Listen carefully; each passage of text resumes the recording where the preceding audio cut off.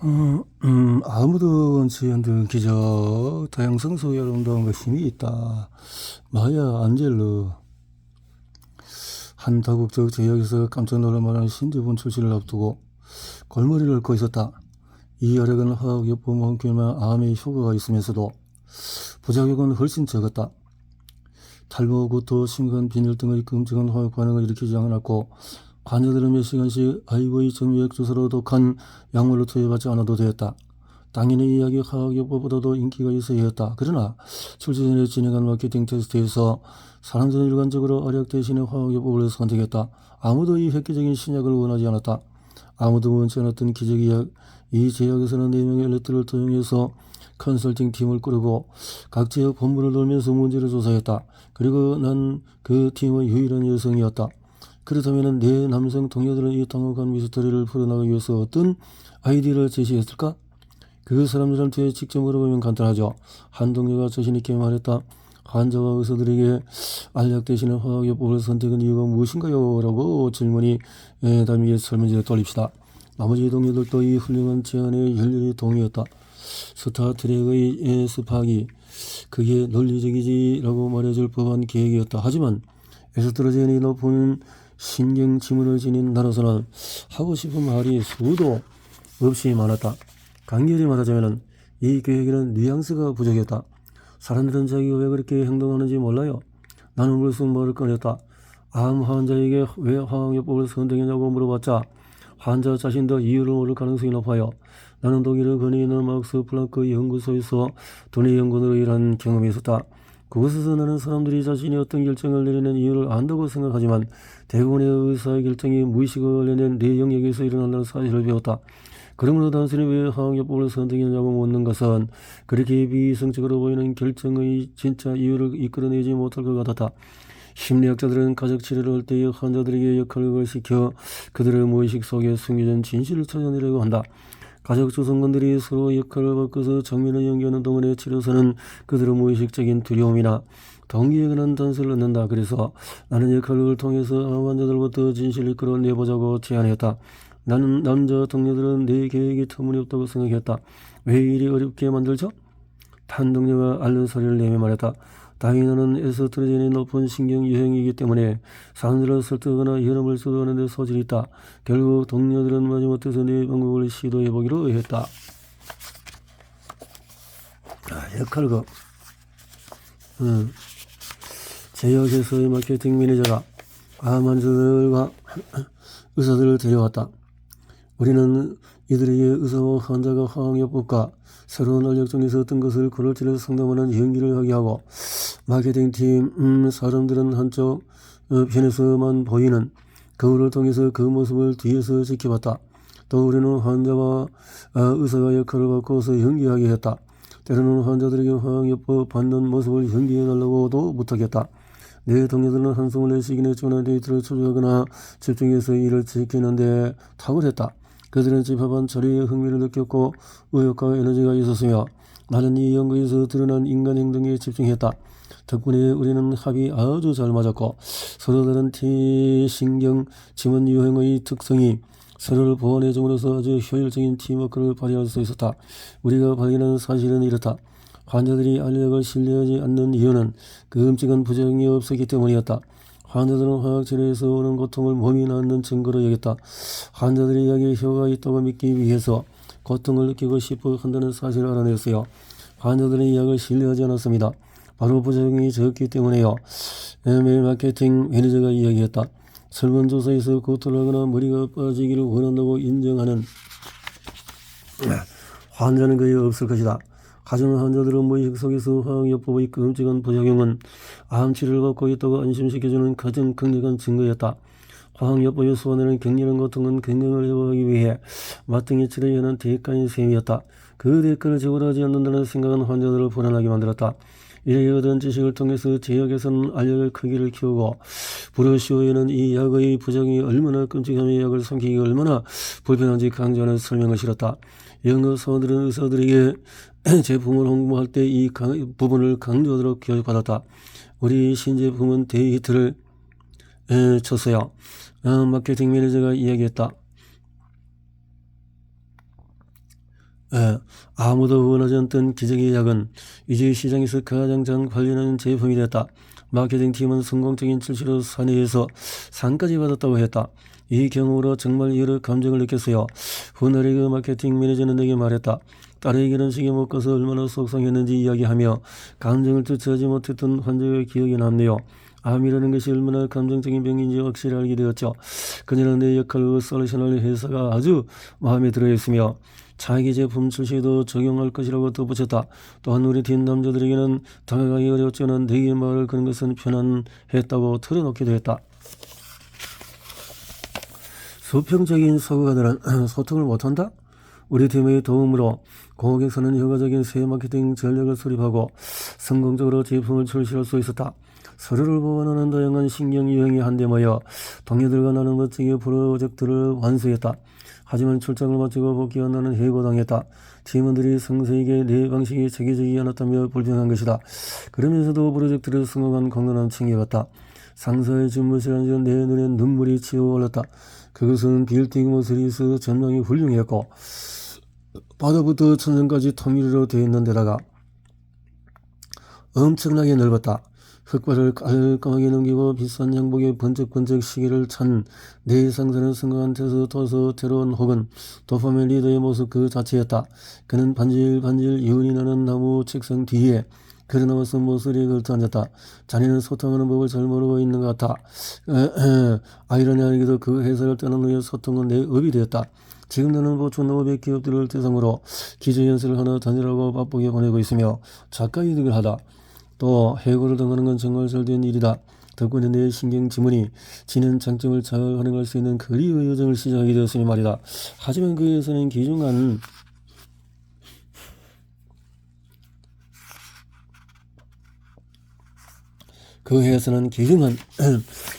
사고 다양성도 나를 교육하느라고 투자한 돈도 모두 잃게 되었다.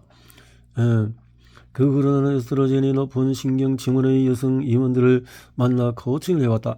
많은 이들이 테스토스테론이 높은 상사들에게 나처럼 소통할 줄 모른다는 지적 피드백을 받았다고 했다.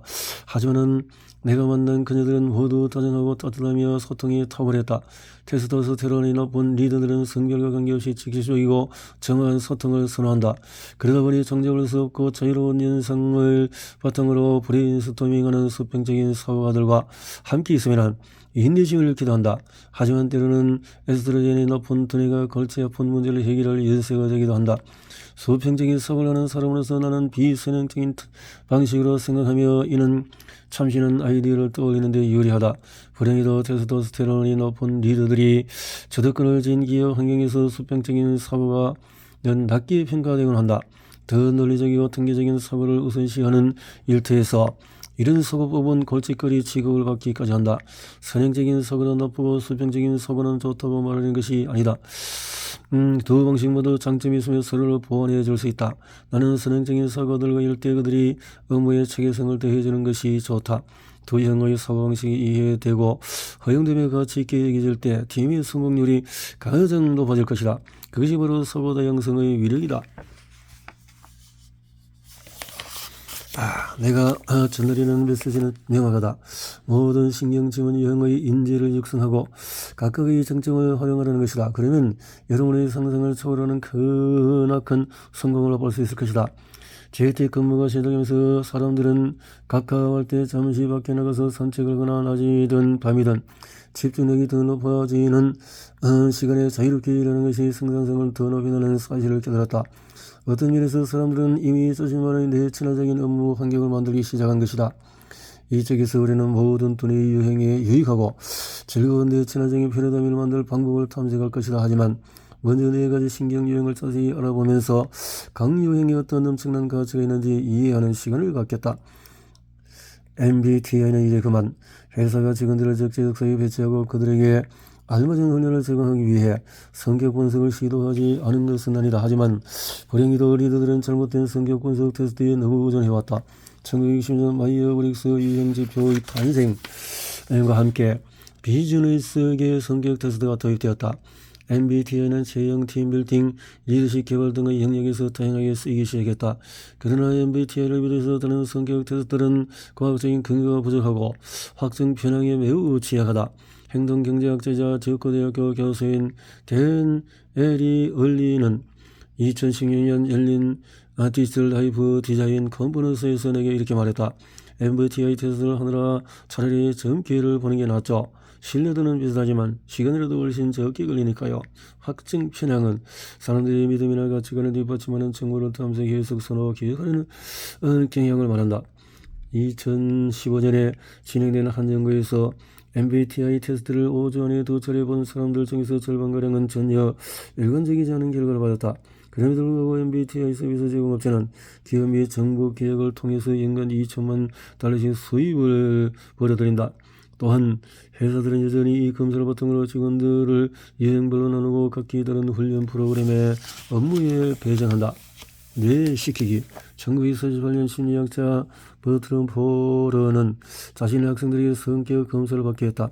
검사가 끝난 뒤에 포러는 학생들의 결과지를 폐기하고 그들 모르게 전부 똑같은 내용으로 된 가짜 결과지를 나누어줬다. 그는 학생들의 결과지와 정확도를 0에서 5까지 점수로 매기게 했다. 5점 매우 정확함이었고 4점은 정확함이었고 학생들이 가짜 결과지에 매긴 점수의 점수는 평균 4.26이었다. 결과를 확인한 포러는 학생들이 이 결과지가 신문의 별자리 운세란에 있는 내용을 가져온 것이라고 말했다. 대부분의 별자리가 풀이가 그랬듯이 결과지의 내용은 모호하면서 미묘하게 칭찬이 섞여 있었다. 모든 학생들은 자신의 성격이 정확하게 평가되었다고 판단했다. 뉴로컬러 성격검사. 헬렌 피셔가 고안한 피셔 기질검사는 기능적인 자기 공명 영성으로 입증된 최초의 성격 테스트다. 최근에는 피셔의 연구에 기반한 뉴로컬 성격검사가 과학적이고 획기적인 검사로 인정받고 있다. 피셔가 연구를 시작한 계기는 매치닷컴 리더십이 그녀에게 던졌던 한 가지의 질문에 있었다. 우리가 여러 사람들 중에서 특정한 한 사람과 사랑에 빠지는 이유는 뭘까? 피셔는 대대적인 연구를 수행하면서 두뇌의 활동과 짝짓기와 연관성을 조사하기로 결심했다. 목표는 매치닷컴의 커브를 잘 성사하도록 돕는 것이었다. 우리가 특정한 사람과 사랑에 빠지는 이유가 무엇이냐는 질문을 받았을 때 저는 신경학에 근거한 답을 찾고 싶었습니다. 2017년 피셔는 하버드 비즈니스 리뷰에서 이렇게 이야기했다. 4가지 생물학적인 시스템인 도파민, 세로토닌, 테스토스테론, 에스트로겐, 옥시토신이 각각 특정한 성격 특성에 연결된다는 사실을 확인했습니다. 인간뿐만 아니라 비둘기도 원숭이에게도 동일한 현상을 확인할 수 있었지요. 피셔는 사람들이 그런 성격 특성을 표출하는 정도를 특정하는 질문지를 만들고 매시닷컴과 케미스트리닷컴에 업로드했다. 젊은 커플과 나이든 커플을 대상으로 2가지 기능적인 자기공명 형성 연구를 진행했어요. 참가자들은 질문지답을 작성한 후에 뇌 스캔에 들어갔죠. 피셔는 설명했다. 피셔는 기능적인 자기공명 형성으로 테스트의 정확성을 확인했다. 도파민 시스템과 관련된 성격 특성에서 높은 점수를 받은 사람들은 네오도파민 경로에서 활발한 활동을 벌였다. 피셔가 말했다. 테스트를 반복했을 때도 일관적인 결과가 도출됐기 때문에 테스트가 유효하며 동시에 신뢰할 만하다는 사실이 입증되었다. 피셔의 연구 결과는 동료 심사를 거쳐서 2013년에 저널에 게재되었다. 현재까지 신경과학으로 검증된 성격 유형 테스트는 피셔 것이 유일하다.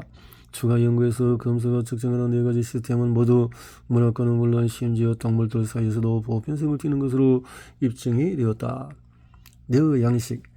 초콜릿은 사랑의 음식이며 뇌에도 좋다. 다음은 주의점은 다크 초콜릿을 골라야 한다. 2013년에 연구에 따르면 다크 초콜릿의 인지 능력을 높이며 신경보호 작용과 관련이 있다. 연구에서 초콜릿이 기분을 좋아지고 더 불어 보이는 노원한티의 인지 능력을 보호하고 인간 알츠하이머 발병 또 뇌졸중 위험을 감소시킨다는 사실이 확인되었다. 하지만 잠자기 전에 다크 초콜릿을 먹는 것은 피한다. 카페인이 수면을 방해할 수도 있기 때문이다. 4가지 신경지원 요형 특성은 지금부터 소개를 하기로는 4가지 신경지원은 피셔의 연구에 대한 대해석을 바탕으로 만든 것이다. 신경지원을 더 자세히 살펴보기 전에 각 유형의 스펙트럼에 따라서 다양한 모습으로 나타날 수 있다는 점을 알려주고 싶다. 예를 들어서 두뇌 시스템에서 도파민 활동이 왕성하더라도 그와 관련된 성격 특성은 일부만 표출할 수 있다. 이에 더하여 본성과 향유, 선천성 요소와 후천성 요소도 동등하게 중요한 작용을 한다. 일례로 작은 태아의 뇌를 형성하는 것은 에스트로겐과 테스토스테론이지만 자르면서 겪는 긍정적이고 부정적인 경험들이 두뇌 체계 발달에 영향을 끼치기도 한다. 현재 우리가 전성도 성격 지원 유형의 특성 표출에 영향을 준다. 예를 들어서 거꾸로 스트레스를 유발하는 일터에서 테스토스테론 활동이 활발한 두뇌 유형은 화를 내거나 공격적으로 변할 수가 있다. 그 반대로 에스트로겐의 높은 유형은 우유부단해지거나 감정적으로 변하고 당황하는 반응을 보일지도 모른다. 한편 도파민이 높은 사람들은 인내심을 잃거나 과잉 행동을 보일 수가 있고, 세로토닌이 높은 유형은 융통성이 없어지고 고집을 부리거나 불안에 시달리는 반응을 나타낼 수가 있다. 한편 뇌 친화적인 일터에서 테스토스테론이 높은 사람들은 결단력과 에너지를 바탕으로 활용할 수가 있다. 에스트로겐 유형은 관계를 구축하고 수평적인 사고로 어려운 문제에 대한 놀라운 해결책을 탐색할 것이다. 세로토닌 유형은 정책이나 규칙의 주요 세부 사항에 대한 면밀함이 요구되는 영역에서 두각을 나타낼 것이다. 도파민이 높은 사람들은 문제 해결에서 창의성을 발휘하고 사람들이 목표에 집중하며 긍정성을 잃지 않도록 도울 것이다. 또한 모든 이의 뇌에는 4가지 시스템이 전부 존재하기 때문에 그것들이 다양한 조합을 이루어서 성격 표출에 영향을 끼친다. 헬렌 피신이 이렇게 설명했다. 모든 사람은 다양한 기질로 구성되어 있어요. 뇌의 경우는 에스트로겐이 높고 그룹 활동할 때는 그와 관련된 기질들이 튀어나오죠. 그래서 저는 사람들의 말을 귀 기울여서 듣고 그들과 잘 어울리려고 노력해요. 그런데 책상에 혼자 앉아있을 때는 도파민 성향이 나타나요. 잠시는 아이디어가 솟아나고 업무에 집중하죠. 나한테서 테론이 났기 때문에 의지가 강하지 않고 수학도 잘 못해요. 하지만 나는 논리적인 사람이에요. 사랑을 할 때는 어떨지 몰라도 일에서는 확실히 그렇죠. 이러듯이 자기 자신과 타인을 평가할 때는 이 4가지 시스템을 모두 염두에 둬야 해요. 사람들이 내 영역에서 각각 어느 위치에 있는지 이해해야 그들의 성격을 제대로 파악할 수 있답니다. 도파민 파헤치기. 도파민이 높은 신경 지문은 언제나 자극과 새로움에 목말라 있다. 그들의 에너지와 호기심이 넘치고 창의적이고 충동적이다. 낙천적이며 간대한 경향도 있는 한편 신중하지 못하거나 중독에 취약하기도 하다. 통계적으로 도파민이 높은 사람들은 결혼 생활이 더 짧고 이혼 빈도가 높다.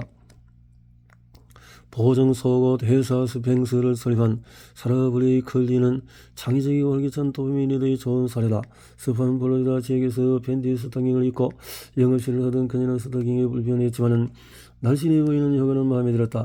브레이클리는 가위를 들고 과감하게 스타킹 발목 부분을 잘랐고 이를 계기로 스팽스의 첫 번째 보정속옷 시제품인 벌러가 탄생했다. 1998년에 27세의 브레이클리는 적금 5,000달러를 가지고 스팽스를 차렸다. 그녀는 여러 차례 제품을 거절당했지만 결혼 성격 덕분에 좌절하지 않고 끈기 있게 노력하여서 첫 번째 투자자를 만나고 첫 주문을 따낸다. 결국 2012년 그녀는 타임즈 선정 세계에서 가장 영향력 있는 100인 중에서 한 명이 되었으며 같은 해 포브스로부터 최연소 자수성가형 여성 억만장자라는 타이틀을 얻었다. 브레이크는 2006년에 사라 블랙클레이 재단을 세우고 여성의 교육과 사업을 지원하기 시작했다. 그녀는 도파민이 높은 동료 사업가인 버진 리처드 브린슨에게 멘토링을 받은 후에 자선사업 관련 행보를 시작하기도 했다. 한일의 2020년의 팬데믹 기간 동안에 여성이 운영하는 소기업체들의 $500만 후원하기로 약속했다. 깜짝 놀랄 사실은 엘도파 신경전달 도파민의 전구체를 처방받은 파킨슨병 환자들 중에는 도구로 가족의 재산을 날리거나 성저금독된 자들도 있다. 이 치료가 도파민 수치를 너무 높여버렸기 때문이다. 업무에서 도파민 유행의 특징은 도파민이 높은 신경 지문은 탐구를 즐기고 새로운 것들을 시도하고 싶어한다. 이들은 변화나 타지로 하는 것에 잘 대처한다. 조직 개편을 잘 견디는 것을 넘어서 즐길지도 모른다. 일터에 유머와 재미를 더해주고 카리스마가 넘치며 사람들에게 영감을 주기도 한다. 뇌 촉진제. 도파민이 높은 뇌의 동료 중에서 나와 팀원들을 늘 뵙고 빠지게 웃게 만들었던 사람이다.